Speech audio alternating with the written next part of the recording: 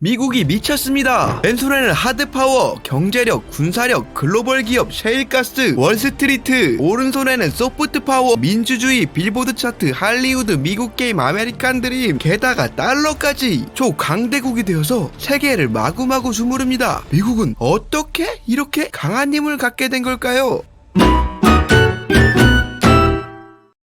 팍스 아메리카나. 현재 미국이 주도하고 있는 세계의 평화를 지칭하는 말입니다. 보통 한 나라가 강대국이라고 말할 때는 그 나라의 힘과 패권을 말하는데요. 여기에는 기본적으로 경제력, 군사력 같은 하드 파워가 있고요. 추가적으로 정치, 문화, 시민사회 시스템 같은 소프트 파워가 있습니다. 미국의 하드 파워, 경제력, GDP 1위 국가입니다. 선진국이라 사람들 하나하나가 구매력이 엄청 크죠. 근데 여기에 인구가 많습니다. 3억을 넘어서 4억을 향해 가는 세계 3위의 인구를 가지고 있죠. 게다가 영토를 또 보세요. 세계 3위의 넓은 영토. 여기서요, 요 지역을 콤벨트라고 하는데요. 이 자라나는 식량들 옥수수밭에 들어가서 와, 이거 길 잃어서 죽을 수도 있습니다. 금융으로는 월스트리트, 뉴욕 증권거래소, 나스닥, 세계 금융의 중심이죠. 미국 금융이 기침 한번 하면 다른 변방 국가들은 폭풍이 일어납니다. 기업들은 또 어떤가요? 시총순위 최상위를 미국 기업들이 싹 잡고 있습니다. 1위 애플, 인류 역사상 가장 시총이 높은 기업이죠. 이것도 미국 겁니다. 각종 자원도 넘쳐서 금, 철광, 탄광, 석유, 셰일가스로 산유량이 세계 1위이고 많게도 그렇지 중국이 지금 무기화하고 있는 히토류도 엄청난답니다. 군사력은 또 어떤가요? 말 그대로 천조국이에요. 국방 예산을 이미 10년도 전부터 1000조씩 써댔던 게 미국이에요. 인류 역사상 최고의 전투력을 가진 군대죠. 이게 어느 정도냐면 국방 예산 1위가 미국이고 나머지 2위부터 10위까지를 모두 합쳐도 미국보다 작습니다. 남들은 고작 몇 대 가지고 있는 이집스함을 100척 가까이 갖고 있고요. 남들은 그 이집스함이 그 함대의 막 기함 같은 중심이거든요. 근데 얘네들은 이집스함 여러 척을 항공모함 호위로 씁니다. 이런 항공모함 전단이 11개라고 하죠. 전 세계가 작전구역이에요. 공군력은 또 어떤가요? 우스갯소리로 흔히 세계 공군력 순위 1위는 미국 공군, 2위는 미국 해군 항공대, 3위는 러시아 항공우주국, 4위는 미 해병대 항공단, 5위는 미국 주방위군 공군, 6위는 미국 노후 전투기 보관소라고 할 만큼 막대한 양의 전투기와 예비 전투기까지 보유하고 있습니다. 그럼 소프트 파워는 또 어떤가요? 민주주의, 자유주의를 전 세계에 전파하는 선봉이고요. 현재 전 세계 문화 콘텐츠 수출 1위 국가, 2위인 영국의 6배에 달합니다. 전 세계 대중문화의 요람이죠. 헐리우드 영화, 미드, 각종 게임물, 팝송해본 거지. 역대 노벨 수상자 보유 순위 1위 국가, 대학교 순위 100위의 대학교 절반이 미국에 있어요. 인류 역사상 이 정도로 만능인 국가가 없었죠. 이런 요인들로 인해서 최강대국 미국이 되었습니다. 네, 우리 저품격 지식경제 정보를 추구하는 우리 지식경제고래에서는 미국을 최강대국으로 만들어주고 유지시켜주는 큰 요소 중 하나는 달러라고 생각합니다. 지금 미국은 달러 자판기입니다. 코로나 시절에도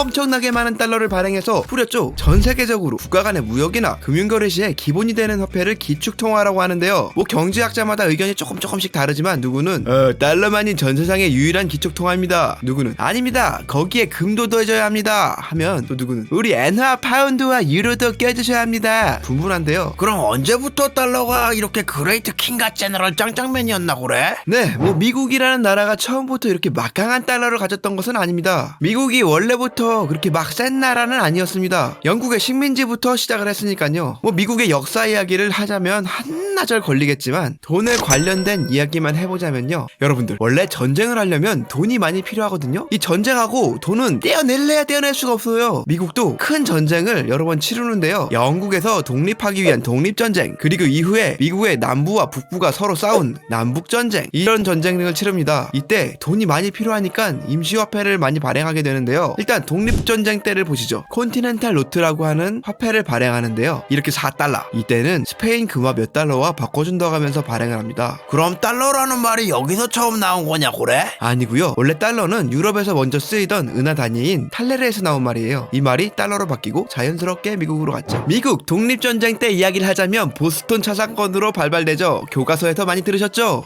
물론 이 차 아닙니다. 마시는 차, 홍차 있죠? 이거를 영국에서 세금을 때리고 동인도 회사에 독점을 주니까 여기에 반발해서 손해를 본 미국 상인과 영국의 원래부터 반감을 가진 독립운동가들이 자유의 아들들이라는 단체를 만드는데요. 이 단체의 수장이 이분입니다. 현재 보스턴 라거의 자존심이시죠. 우리가 편의점이나 마트에서 이 맥주를 고르실 때마다 미국 독립운동의 정신을 떠올려 보시길 바랍니다. 여튼 이 단체의 사람들이 항구에 정박해 있던 영국 배에 실려있던 차를 모두 바다에 버립니다. 영국은 이거에 빡쳐가지고 니 미친나? 니 자신 있나? 하고 미국하고 한판을 뜹니다. 원래 미국은 13개의 주가 연합되어 있었죠. 주마다 돈이 달랐어요. 그래서 통용이 안 되니 새로운 화폐를 발행한 게 콘티넨탈이에요. 이 통합된 지폐를 미국 연방정부도 발행을 하지만 각 주정부도 발행을 합니다. 뭐 전쟁으로 돈이 부족하니 막 찍어대요. 여기다가 영국은 혼란을 가중시키기 위해서 컨티넨탈 위조 지폐를 만들어다가 미국에 갖다 뿌립니다. 안 그래도 중앙정부, 주정부가 많이 찍어놨는데 위조 지폐까지 도니까 컨티넨탈의 가치는 정말 급속도로 떡락을 하게 되는데요. 최초 가격에 168분의 1까지 떨어졌다고 하네요. 이거 비율로 치면 만원 하던 게 100원도 안 하는 거죠. 그냥 쓰레기가 된 거죠. 영어 관용어고 중에 Not worth a continental. 라는 말이 있다고 합니다. 무슨 뜻이냐? 구글 번역기를 돌려보면 이상하게 나오죠. 파파고를 돌려봅시다. 한품 값어치도 없다는 뜻이네요. 여튼 이런 불리한 상황 속에서도 전쟁은 더 커지고 국제전의 양상을 띱니다. 미국이 영국과 앙숙인 프랑스와 몇몇 나라들을 전쟁으로 끌어들여서 동맹을 만듭니다. 결국 영국 함대는 바다 쪽에서는 프랑스한테 두드려 맞고 병력과 고급로가 끊깁니다. 땅에서는 포위되어서 요크타운 전투를 마지막으로 영국이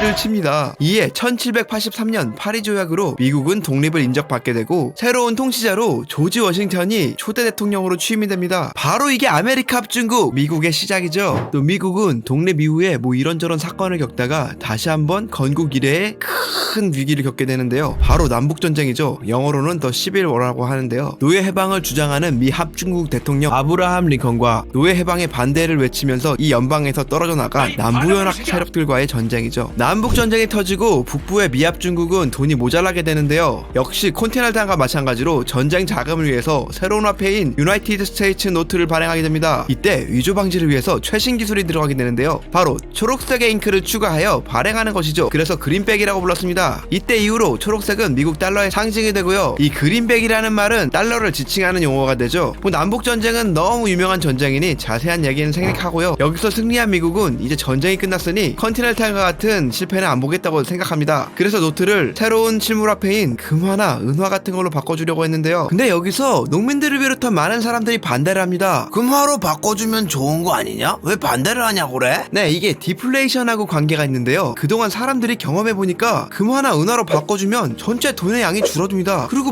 은화나 은화가 새로 찍어낼 수 있는 것도 아니고요. 그러면 디플레이션이 오게 되는데요. 체감 경기가 너무 안 좋아지죠. 게다가 농부들, 노동자들 입장에서 그동안 전쟁 때문에 빚 많이 졌거든요. 근데 디플레이션이 오게 되면 갚아야 할 실질적인 채무가 또 많아지는 거죠. 이거 알고 계신 분들은 나이 좀 있으신 분들이죠. 그리고 이 장면 기억하시는 어르신들 정말 존경합니다. 바로 소설 오즈의 마법사인데요. 갑자기 뜬금포로 오즈의 마법사가 왜 나오냐고요? 앞에서 말했던 그린백을 금으로 바꿔준다는 근본주의 제도를 비판한 작품이거든요. 오즈의 마법사에서 오즈는 바로 금을 세는 다윈 온스를 말하는 거고요. 오즈의 세계라는 것은 근본 유제의 세계라는 것을 뜻합니다. 여기에 주인공 도로시는 일반 미국 시민을 뜻하고요. 허수아비는 근본 유제도가 일으킨 디플레이션에 빛을 지고 파산해버린 많은 농민을 뜻하고요. 양철 나무꾼은 엄청 낮은 임금과 빈약한 사회보장제도에 8살부터 하루 13시간 이상의 가혹한 노동에 시달리는 노동자 계급을 말합니다. 겁쟁이 사자는 당시에 입만 살은 미국 정치인들을 지칭한다고 하네요. 노란색 길은 근본 유제를, 사악한 동쪽 마녀는 은행가와 거대 자본을 상징하고요. 에메랄드 캐슬은 워싱턴 DC와 위에서 말한 그린백을 상징한다고 합니다. 그리고 도로시가 신고 있었던 은색 구두는 은본주의를 말한다고 하네요. 결국 이 이야기는 평범한 미국인이 은본주의를 상징하는 신발을 신고 근본주의를 상징하는 노란 벽돌길을 걸으며 노동자, 농부와 같이 그린백이 가득한 수도로 향한다는 이야기입니다. 물론 소설에서 주장한 금은본주의는 안 되고 근본주의로 가긴 했겠지만요. 근데 도로시는 원래 가지고 있던 은구두로 집에 돌아오게 됐고요. 사자는 원래 용기가 있었습니다. 허수아비도 머리를 잘 쓰고 나무꾼도 따뜻한 마음이 있었는데요. 소설이 쓰여질 당시 혼란스러웠던 경제 상황을 미국인들이 본래 가지고 있던 능력으로 극복할 수 있다, 이런 희망을 준 거 아닐까요? 하는 생각이 듭니다. 뭔가 좀 억지 주장 같다고 그래. 아름다운 음악과 당시로는 파격적인 촬영 기법, 게다가 주연 배우 주디 갈랜드의 가련하고 비극적인 인생 스토리까지, 이것까지 더해지면서 이 영화는 아직까지도 많은 사람들에게 회자되고 있습니다. 물론 여기 경제 관련 이야기들은 작가가 실제로 밝힌 이야기가 아니라 작가 사후에 뒷사람들이 추측해서 붙인 거라 내용도 조금씩 다르고 원래 작가의 의도는 전혀 알 수가 없습니다. 뭔가 억지로 마무리하려는 것 같다 그래. 하여튼 이 혼란한 이 시절에 저런 화폐 문제로 골머리를 앓습니다. 결국 중앙은행이 생기게 되는데요. 바로 연방준비제도인데요. 돈도 찍어내고 은행들 관리 감독도 하고 최동제부자 역할을 하기 위해 만들어졌습니다. 즉 평상시에는 물가 상황에 맞게 돈 찍어내고 감독하다가 위기가 터져서 뱅크런이 막 발생하고 경제가 위험해질 것 같으면 최종적으로 공급을 늘려서 금융위기 같은 상황을 막는 역할이죠. 게다가 정부로부터 어느 정도 독립성을 보장받기 위해서 JP모건 같은 주주를 바탕으로 하는 민간기업 형태를 띠는데요. 응? 중앙은행이 민간기업이라고 그래? 네, 정확하게는 미국 정부의 뜻을 따르긴 하지만 정부기관이 아닌 민간기업 형태를 띠는데요. 당시의 기축통화인 파운드 스털링을 발행하는 영국의 영란은행도 비슷한 형태를 띠었는데요. 이때만 해도 미국은 아직 유럽에 비해 힘이 없었고 애초에 부하 권력이 유럽에 있던 시기였죠. 네, 이 시기를 알려면요 유럽 이야기를 꼭 들으셔야 합니다. 세계경제 패권 국제통화의 역사는 유럽에서 시작한다고 볼 수 있는데요. 이 경제에 아주 빠삭한 유태인들과 함께 왔습니다. 15세기 무렵 여기저기서 쫓겨난 유대인들이 네덜란드 암스테르담에 모여서 살고 있었습니다. 처음에는 그 먹을 게 없으니까 그 생선 청어 있잖아요. 그 청어를 소금에 절여다가 먹다가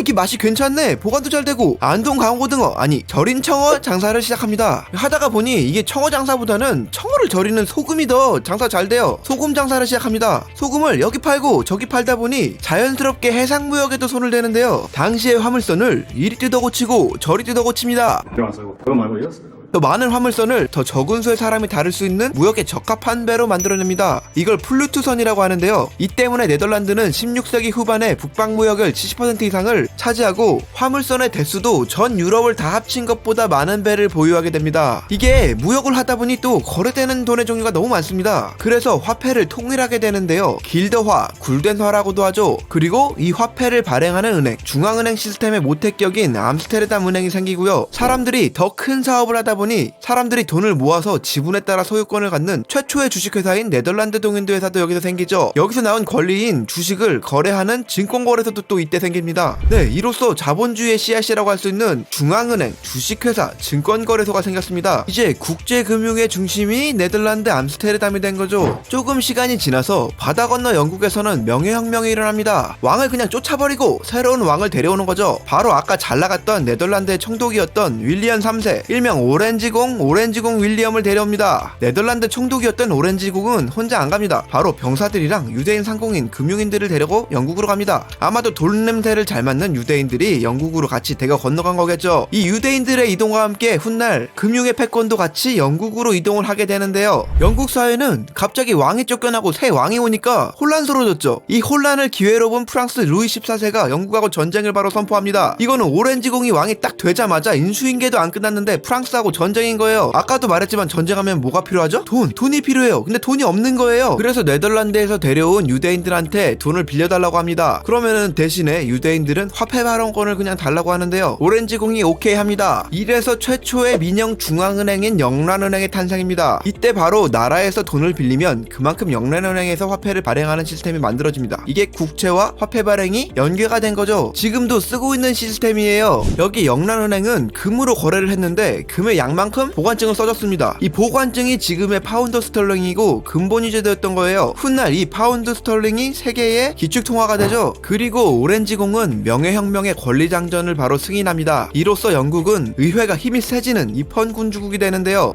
이게 또 기막힌 자본주의의 발전의 기반이 됩니다. 애초에 네덜란드, 영국, 그리고 후에 패권을 가져가는 미국까지 얘네들 다 왕권이 센 곳이 아닙니다. 오히려 왕권의 힘이 강한 절대왕정들이 산업혁명 이후에 힘이 약해지고 법과 합리적인 제도와 정치 시스템을 가진 국가들이 더 힘이 세지는 거죠. 이 중상주의, 절대왕정과 자본주의 이런 개념들은 다음에 기회가 되면 다시 설명드리도록 하겠습니다. 아니 미국 얘기했던 거 아니냐? 언제 다시 미국 이야기하냐고 그래? 네, 이제 유럽의 패권이 어떻게 다시 미국으로 가게 되는지 이야기해볼게요. 세계 1차 대전과 세계 2차 대전으로 인해 기축통화가 구대륙에서 신대륙으로 넘어오게 됩니다. 정확하게는 해가 지지 않는 나라 영국의 파운드 스털링에서 미국의 달러로 넘어가게 되는데요. 여러분, 위에서 계속 말씀드렸듯이 전쟁은 돈이에요. 1차 대전, 2차 대전과 관련된 경제 에피소드가 무진장 많겠죠. 언제 한번 제대로 각 잡고 다뤄보겠습니다. 사라예보의 총성으로 1차 대전이 발발하죠. 오스트리아 헝가리 제국의 황제가 세르비아 청년의 총에 맞아서 죽는데요. 근데 오스트리아의 황제가 세르비아 사람의 총에 맞았는데 둘이 전쟁하면 됐지 왜 세계대전이 일어났냐고 그래? 복잡한 어른들의 정치적 사정이라고 해야 될까요? 이제 판은 깔아졌고 솔직히 각자 나라들이 자신의 이득에 따라서 각도기를 재고 계산기를 열심히 두드린 다음에 전쟁에 뛰어든 거예요. 내가 얘네 쳐가지고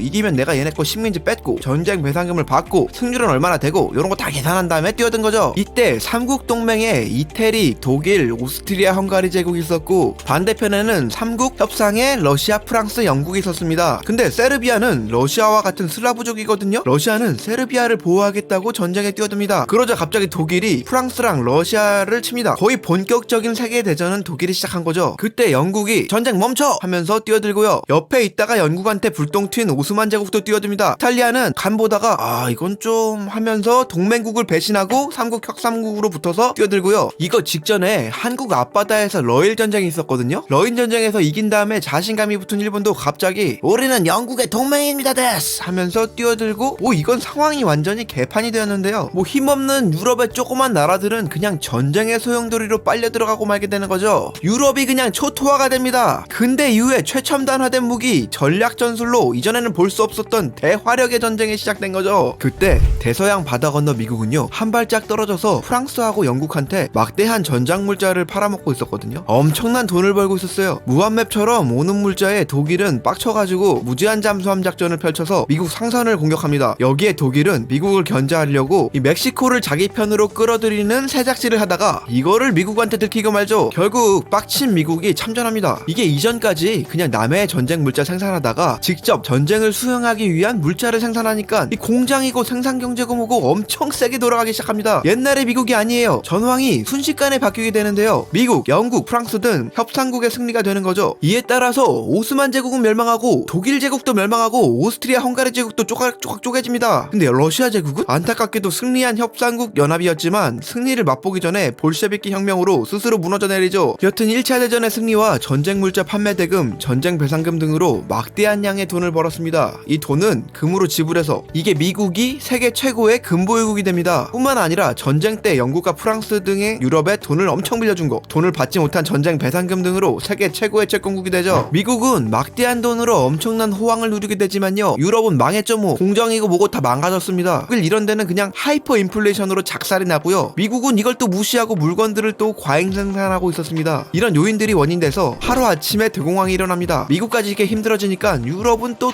작살이 납니다. 유럽이 전 세계가 먹고 살기 힘드니까 자꾸 전체주의, 국수주의 파시즘으로 흐릅니다. 살기 힘든 국민들은 강력한 지도자를 원하니까 독일의 히틀러, 이탈리아의 무솔리니, 일본의 히로히토 같은 사람들이 나오고 이 사람들이 또 전쟁을 또 다시 일으키죠. 네, 세계 2차 대전입니다. 더욱 발달된 무기로 더욱 많이 초토화가 되는데요. 나치 독일은 유대인들을 박해합니다. 많은 유대인들이 유럽을 떠나서 기회의 땅 아메리카로 가게 되는데요. 아까 뭐랬죠? 돈 잘할 유대인들이 가는 곳으로 금융 패권이 흘러갔습니다. 전쟁이 시작되고 미국도 또 초반에는 지켜만 보고 있었죠. 무기 대여법을 통과시켜 연합군에게 막대한 물자를 제공합니다. 각종 무기나 군수품 외에도 식량이나 연료까지 지원했습니다. 말 그대로 대여, 모두 빌려준 거였죠. 바로 직전 대공황 때만 하더라도 끝없는 실업자, 기업이 망하고 공장에 물을 닫고 굶주리는 사람들로 힘들었는데요. 전쟁이 일어나니까 미국의 공장 생산 라인이 그냥 미친 듯이 돌아갑니다. 실업자가 있을 수가 없죠. 거의 국가가 총동원되어서 물자 생산에 달라붙는데요. 이 자동차가 안 팔려서 놀고 있던 포드차 생산 라인에 셔먼 탱크가 조립이 됩니다. 이게 독일의 타이거 탱크보다 훨씬 약하거든요. 교환비가 무려 4대1이에요. 셔먼 탱크 4대가 있어야지 타이거 탱크 1대를 잡죠. 근데 타이거 탱크는 무겁고 배송이 힘듭니다. 잔고장도 잦고요. 반면에 셔먼 탱크는 포드차 생산 라인에서 차 치우고 탱크 만들면 되는 거거든요. 컨베이어 벨트 위에 끊임없이 생산이 돼요. 디트로이트에 있는 공장 한 곳에서 독일군 전체가 만들어내는 탱크량만큼 찍어내니까